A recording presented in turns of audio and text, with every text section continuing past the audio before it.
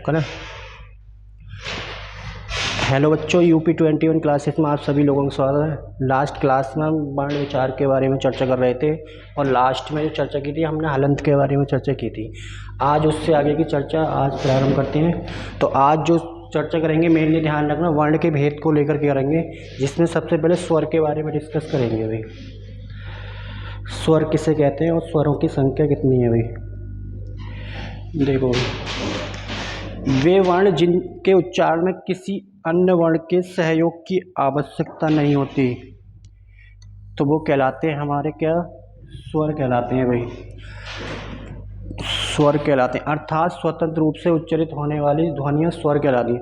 ध्यान रखना, ये स्वर जो वर्ण है इनके उच्चारण में जो होता है, जब हमारे फेफड़ों से जो एयर निकलने वाली जो हवा है, वो ध्यान रखना, जो फेफड़ों से छोड़े जाने वाली हवा है वो हमारे बाघयंत्र के किसी अवयव को बिना स्पर्श के वही बाहर निकल जाती है, जिसे ही हम क्या कहते हैं, स्वर वर्ण कहा जाता है। तो स्वरों की संख्या कितनी है भाई, ध्यान रखना। अगर स्वर की संख्या के बारे में बात करें तो स्वरों की संख्या है भाई 11। स्वरों की संख्या,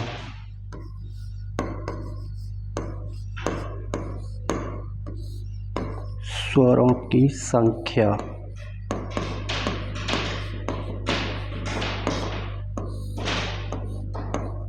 तो स्वरों की संख्या जो है भाई ध्यान रखना, हमारी वर्णमाला में 11 स्वर है कुल, जिसमें कौन कौन से 11 स्वर है भाई, ए, आ, ई, दीर्घ ई, ह्रस्व उ, दीर्घ उ, ए, ऐ, ओ और आओ। तो भी ध्यान रखना, कुल स्वरों की जो संख्या है वो 11 है भाई। अगर पूछा जाता है मात्राओं की संख्या कितनी है भाई, मात्राओं की संख्या, स्वरों की संख्या है भाई 11, लेकिन मात्राओं की संख्या है हमारी 10, क्योंकि ए जो है भाई लघु जो ए है इसकी कोई मात्रा नहीं होती है, ध्यान रखना। तो इनकी मात्राएं कितनी होती हैं, 10 होती हैं। 10 स्वरों की मात्राएं होती हैं, जिसमें ए स्वर की कोई मात्रा नहीं होती है। तो भाई इसमें जो ए स्वर की यहाँ पर कोई मात्रा नहीं होती है, इसकी होगी, फिर एक ये होगी भाई, एक ये वाली मात्रा होती है। ऐसे करके देखो, यहाँ पर ये बड़ी, ये वाली छोटे ऊ की मात्रा होगी, ये वाले बड़े ऊ, फिर जो होगी एक मात्रा,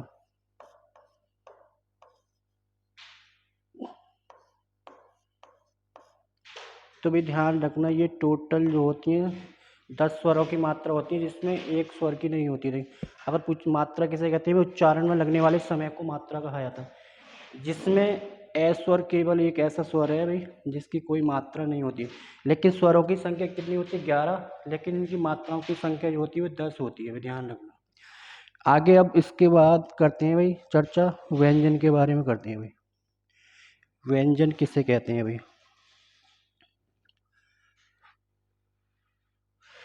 व्यंजन,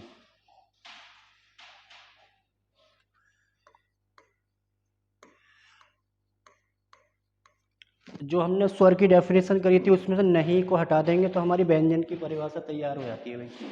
तो इसमें स्वर और व्यंजन में जो मेनली शब्द का अंतर होता है वो नहीं का अंतर होता है। अगर नहीं हटा देंगे तो परिभाषा बन जाएगी स्वर की, और नहीं को जोड़ देंगे तो वो बन जाएगी किसकी भाई, नहीं को जोड़ देंगे तो स्वर की बन जाएगी, और नहीं को हटा देंगे तो किसकी बन जाएगी भाई, व्यंजन की परिभाषा बन जाएगी। देखो क्या है व्यंजन, वे वर्ण जिनके उच्चारण में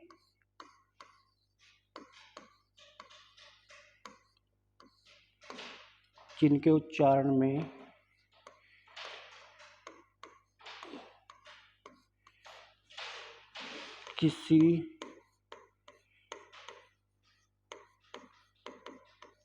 अन्य वर्ण के सहयोग की आवश्यकता होती है। वर्ण के सहयोग की आवश्यकता होती है। की आवश्यकता होती है।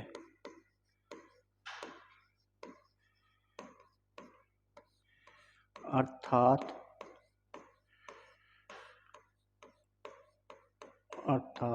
स्वरों के सहयोग से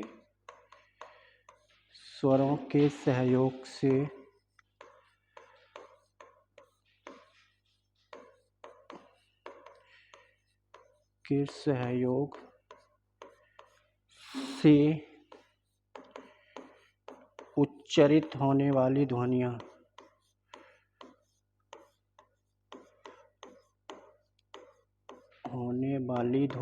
क्या कहलाती हैं? व्यंजन कहलाती हैं। व्यंजन कहलाती हैं।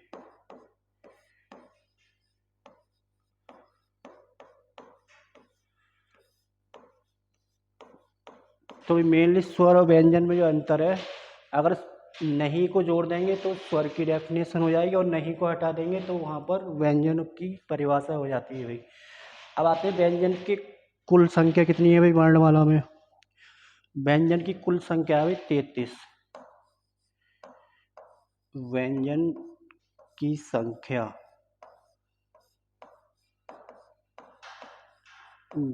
की संख्या है भाई 33। अब 33 में कौन कौन से है भाई? 33 में देखो जरा कौन कौन से होंगे भाई। 33 में होंगे 33 में देखो जरा कौन कौन से हैं भाई।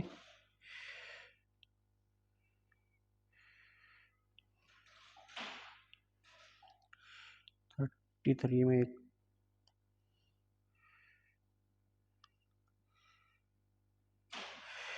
सबसे पहले जो आएंगे हमारे कैसे लेकर मैं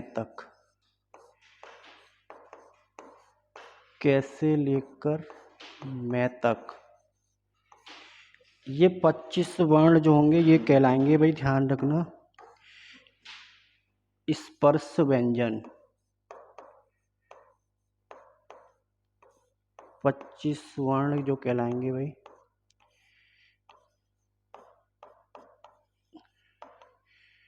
25 व्यंजन जो कहलाएंगे स्पर्श व्यंजन।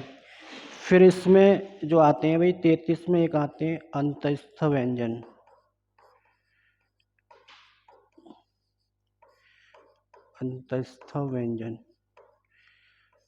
और इनकी संख्या होती है भाई 4। फिर आते हैं ऊष्म या संघर्षी व्यंजन।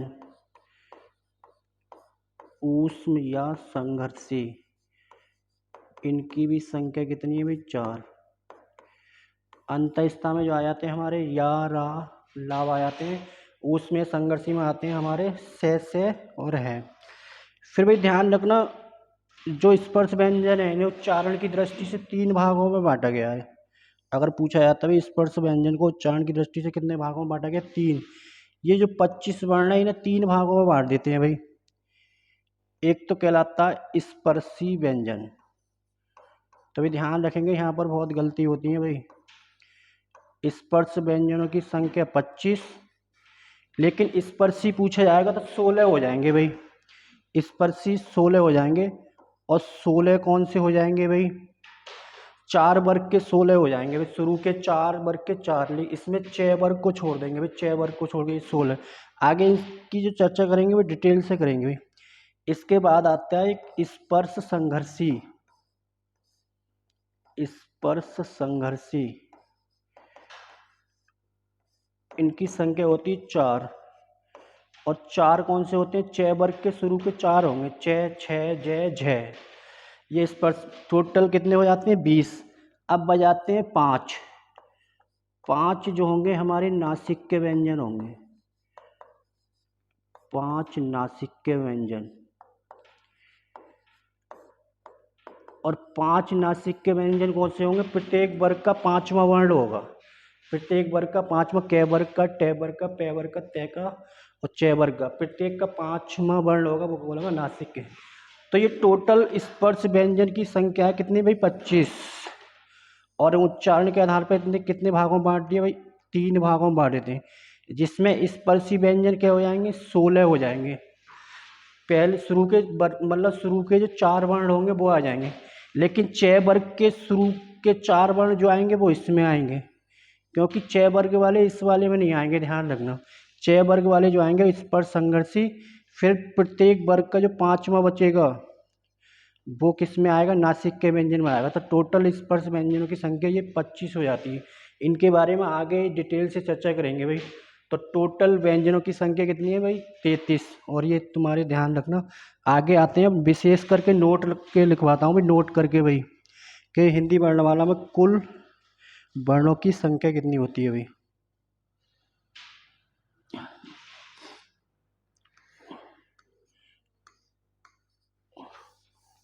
हिंदी वर्णमाला में वर्णों की संख्या,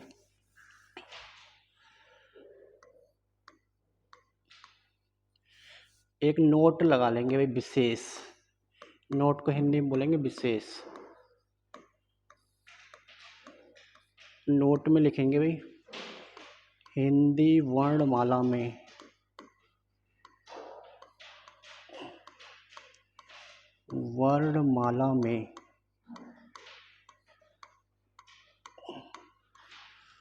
वर्णों की संख्या,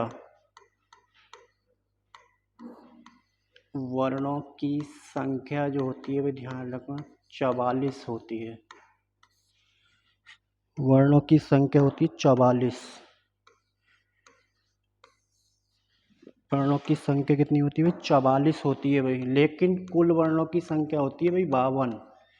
ध्यान रखना, अगर कुल बोला जाएगा तो 52 होगा, अगर कुल नहीं पूछेगा तो वर्णों की संख्या 44 होती है। लेकिन कुल वर्णों की संख्या, लेकिन हिंदी वर्णमाला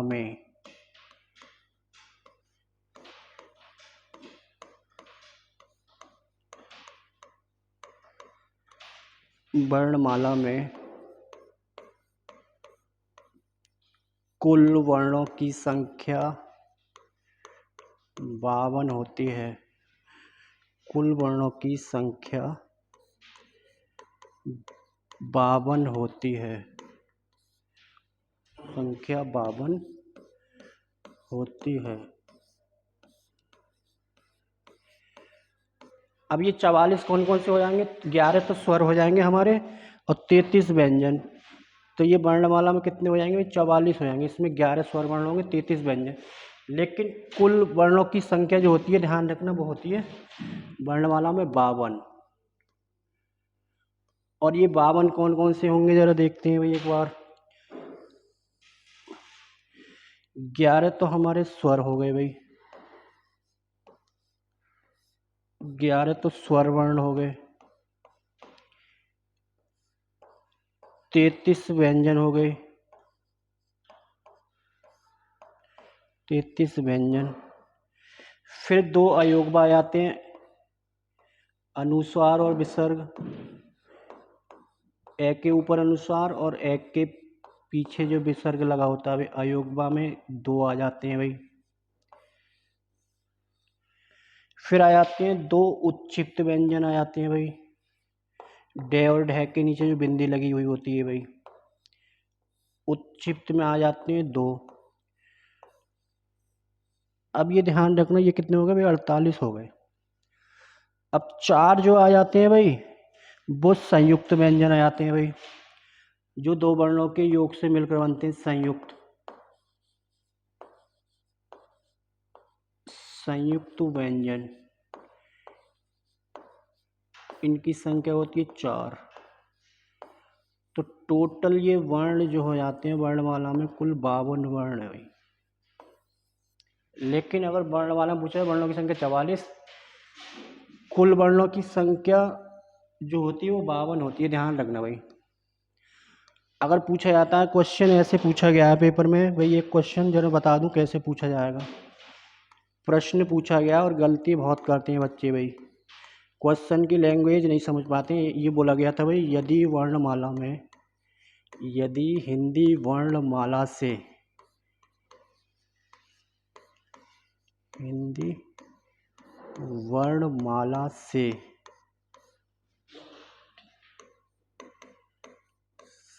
अयोगवा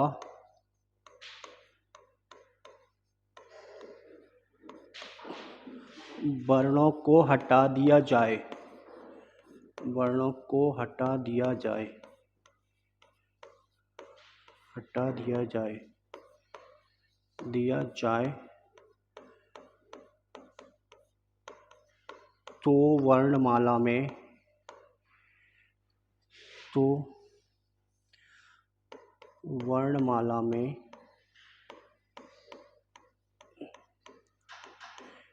निश्चित वर्णों की संख्या होगी, वर्णमाला में निश्चित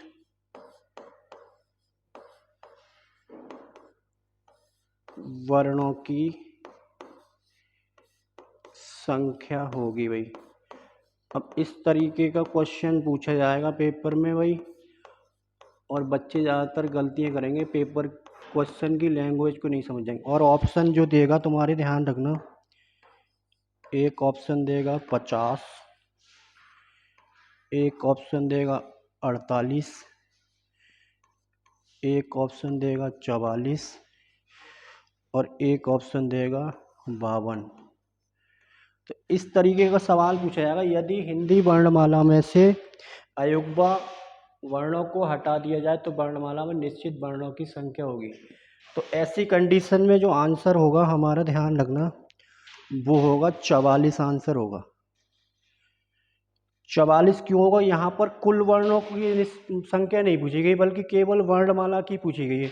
अगर पूछा जाता भाई कुल वर्णों की संख्या होगी तो मतलब 2 हटाकर कितना 50 आंसर हो जाता, लेकिन यहाँ पर कुल वर्णों को तो पूछा ही नहीं गया। यहाँ पर पूछा गया हिंदी वर्णमाला में से अयुग्म वर्णों को हटा दिया जाए तो वर्णमाला में निश्चित वर्णों की संख्या कितनी होगी? 44 होगी।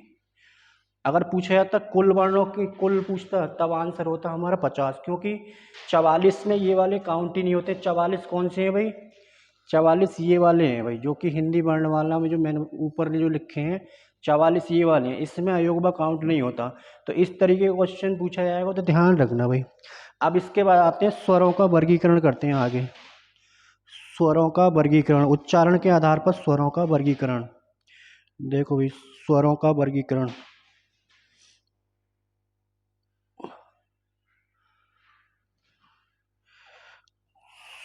स्वरों का वर्गीकरण,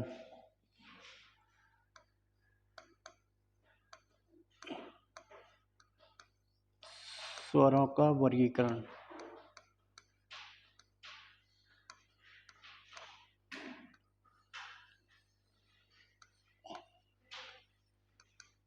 पांच तरीके से वर्गीकरण कर देते हैं भाई स्वर का। स्वर का कितने तरीके से वर्गीकरण करते हैं? 5 तरीके से। अब देखो 5 कौन कौन से हैं भाई? 5 प्रकार से बांटा गया स्वरों को। 11 स्वरों को 5 तरीके से विभाजित कर देते हैं भाई, 5 तरीके से विभाजित कर देते हैं भाई।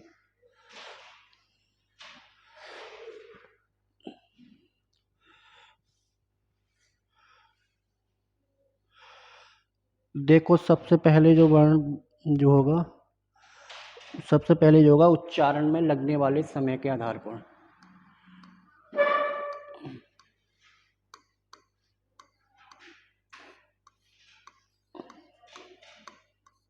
उच्चारण में लगने वाले समय के आधार पर,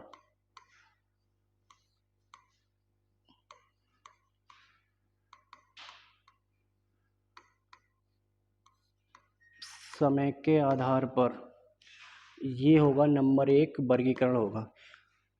स्वरों उच्चारण के आधार पर जो 2 टाइप होंगे भाई, कौन से होंगे? एक तो होगा हमारा लघु स्वर, एक होगा लघु स्वर,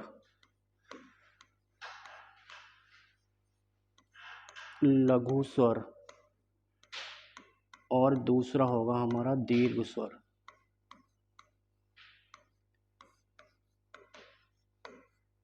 उच्चारण में लगने वाले समय अवधि के आधार पर ध्यान रखना 2 प्रकार के स्वर होंगे, लघु और कौन से होंगे भाई? दीर्घ स्वर होंगे। अब दूसरा जो वर्गीकरण किया गया स्वर का, वो किया गया भाई होठों की बनावट के आधार पर,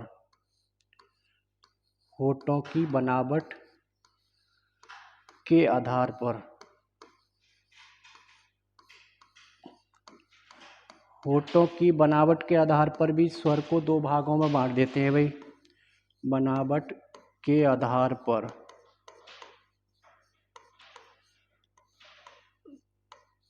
दो भाग कर देते हैं भाई। एक आता है वृत्ताकार स्वर, नंबर एक जो आते हैं भाई वृत्ताकार स्वर, वृत्ताकार स्वर होंगे भाई एक। दूसरे होंगे अवृत्ताकार,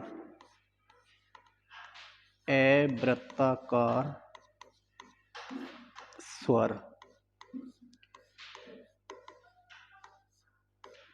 अब यहाँ से छोटे छोटे क्वेश्चन पूछ ले जाएंगे कि होठों की बनावट के आधार पर स्वरों को कितने भागों में बांटता है, तो भाई दो भागों में बांटा गया है। तीसरा जो टाइप है भाई जीवा या जीभ की क्रियाशीलता के आधार पर, जीवा की क्रियाशीलता के आधार पर, तो जीवा की क्रियाशीलता के आधार पर जो बांट देते हैं भाई स्वरों को तीन भागों में बांटा गया है के आधार पर।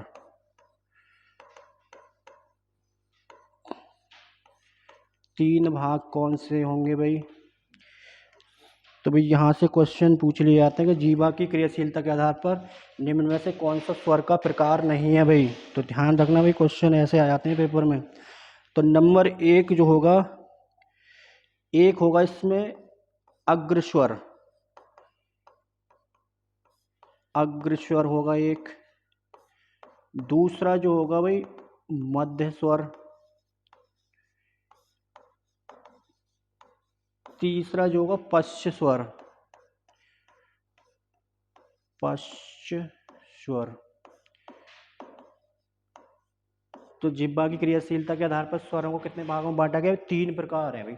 अगला चौथा टाइप आ गया मुखाकृति के आधार पर, मुखाकृति,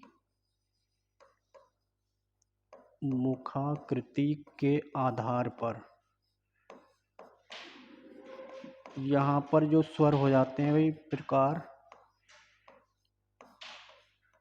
ये चार टाइप हो जाते हैं भाई यहाँ पर। एक तो होता है संवृत स्वर, नंबर पहला टाइप होगा संवृत स्वर, संवृत स्वर। दूसरा इसी का टाइप आ जाएगा भाई अर्धसंवृत, अर्धसंवृत।